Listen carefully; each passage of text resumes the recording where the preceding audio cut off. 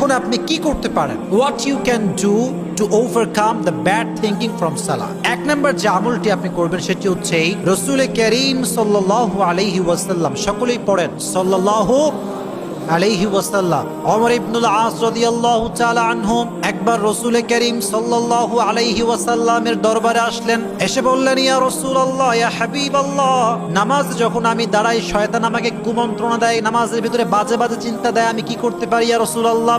রাসূল বললেন, চিন্তিত হওয়ার কোনো কারণ নাই। যখন তোমার নামাজে বাজে চিন্তা আসবে তখন তুমি একটা কাজ করবা। জোরে বলেন, কয়টা?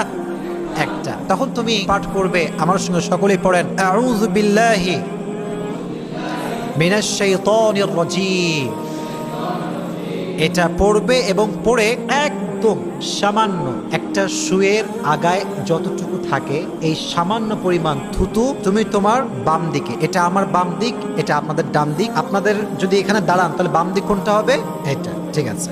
তো বাম দিকে হালকা করে থুতু দেবেন, তবে থুতু দেওয়ার সময় খেয়াল রাখবেন এই থুতু যেন আপনার মুসল্লির গায়ে না পড়ে। মুসল্লির গায়ে পড়লে কিন্তু মায়ের একটা মাটিতে পড়বে না, এজন্য থুতু দিবেন একদম কিঞ্চিত পরিমাণ, হালকা, যেন এটা হালকা এখানে এসে পড়ে। এবং নামাজের পরে এটা চাইলে আপনি মুছে ফেলতে পারেন। তাহলে বোঝা গেল আমরা একটা আমল শিখলাম শুরুতেই। আমলটি হচ্ছে when you will feel bad thinking, মানে আপনি খুব খারাপ চিন্তা অনুভব করছেন যখন, তখন আপনি যে কাজটি করবেন, আউযু বিল্লাহি মিনাশ শাইতানির রাজীম পড়ে বাম কাঁধে একদম সামান্য থুতুর ছিটে ফোঁটা দিবেন। পারা যাবে ইনশাআল্লাহ? সাহাবী পরবর্তী সময় বর্ণনা করেছেন যে আমি যখন থেকে আমলটা করা শুরু করেছি শয়তান আমার থেকে 14 হাত দূরে থেকেছে। সুবহানাল্লাহ পড়েন। শয়তানের আশেপাশে আসার সাহস পায় না। এক নম্বর আমল। দুই নম্বর যে আমলটি আপনি করতে পারেন সেটি হচ্ছে you have to feel and you have to understand the meaning of আয়া that you are reciting in your সালাহ। আপনি যে আয়াতটা তেলাওয়াত করছেন, যে সূরাটা আপনি তেলাওয়াত করছেন, you have to feel and you have to understand the meaning of আয়া that you are reciting in your সালাহ। যে আয়াতটা আপনি পড়ছেন এই আয়াতের অর্থ কি রয়েছে, আল্লাহ তাআলা কি বলেছেন, এটা অনুধাবন করার দরকার। প্রিয় ভাইরা, আছে না নাই? অনুধাবন করবেন। ফর এক্সাম্পল, আপনি আল্লাহু আকবার দিলেন। আল্লাহু আকবার মানে হচ্ছে সমস্ত মহানত্ব, বড়টত্ব, শ্রেষ্ঠত্ব একমাত্র মহান আল্লাহ রাব্বুল আলামিনের জন্য। সকলেই পড়েন আল্লাহু আকবার। এটা আপনাকে ফিল করতে হবে। আবার আপনি দাঁড়ালেন, আলহামদুলিল্লাহি রাব্বিল আলামিন। এর অর্থ কি? সমস্ত প্রশংসা একজনের জন্য, তিনি কে? Alhamdulillah Rabbil Alameen. All the praise to Allah who is the owner of this world. সমস্ত প্রশংসা একমাত্র রবের জন্য, একমাত্র আল্লাহর জন্য, যিনি এই গোটা পৃথিবীর স্রষ্টা। তিনি কে? Ar-Rahman Ar-Rahim, who is the most merciful, the most gracious, the most kindful. সবচাইতে দয়াময়, সবচাইতে মায়াময় একজন। তিনি কে?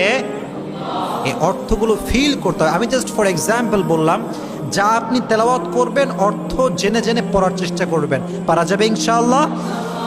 3 নাম্বার আমল, আপনি যখন ওযু করা শুরু করেছেন নামাজের পূর্বে, এটা আপনাকে মনোযোগ দিয়ে করতে হবে। আমরা দেখা যায় ওযু করার সময় কোনো মতে করে আমরা চলে আসি, ওযু হয়েছে কি হয় নাই ও জানেই না। এরকম লোক বাংলাদেশে আছে না নাই? আরে ভাই, যদি আপনার ওযু নাই হয়ে থাকে, নামাজের মনোযোগ তো ये तो बहुत दूर की बात है। নামাজ होगा कि नहीं होगा यही तो बात है। নামাজই তো হবে না সেখানে মনোযোগ তো बहुत दूर की बात। কথা বলেন ঠিক কিনা? নামাজের পূর্বে যখন ওযু করছেন এটা আপনাকে কনসেন্ট্রেশন দিয়ে করতে হবে এবং প্রত্যেকটা বিধান যতটুকু আছে ততটুকু পারফর্ম করার দরকার আছে না নাই? মনোযোগ দিয়ে করবেন। নামাজের পূর্বে ওযু যে ব্যক্তি মনোযোগ দিয়ে করবে তার নামাজে মনোযোগ দিয়ে দিবে একজন। জবান খুলে বলেন, তিনি কে? এজন্য ওযু যখন করবেন মনোযোগ দিয়ে করবেন, প্রত্যেকটা অঙ্গ প্রত্যঙ্গ ভালো করে ধুবেন। যখন আপনি পরিপূর্ণ ওযু করবেন তখন মনের ভিতরে প্রশান্তি দিবে একজন, তিনি কে? 3 নাম্বার আমল। 4 নাম্বার, এটা হচ্ছে লাস্ট, সেটি হচ্ছে নামাজ যখন আপনি দাঁড়িয়ে গিয়েছেন, মানে আপনি now you will start the সালাহ, একদম নামাজের পূর্ব মুহূর্তে সকলেই এক্সট্রা ভাবে পড়বেন আউযু বিল্লাহি মিনাশ শাইতানির রাজীম বিসমিল্লাহির রহমানির রহিম। এই এতটুকু পড়ে নামাজ শুরু করবেন। পারা যাবে ইনশাআল্লাহ?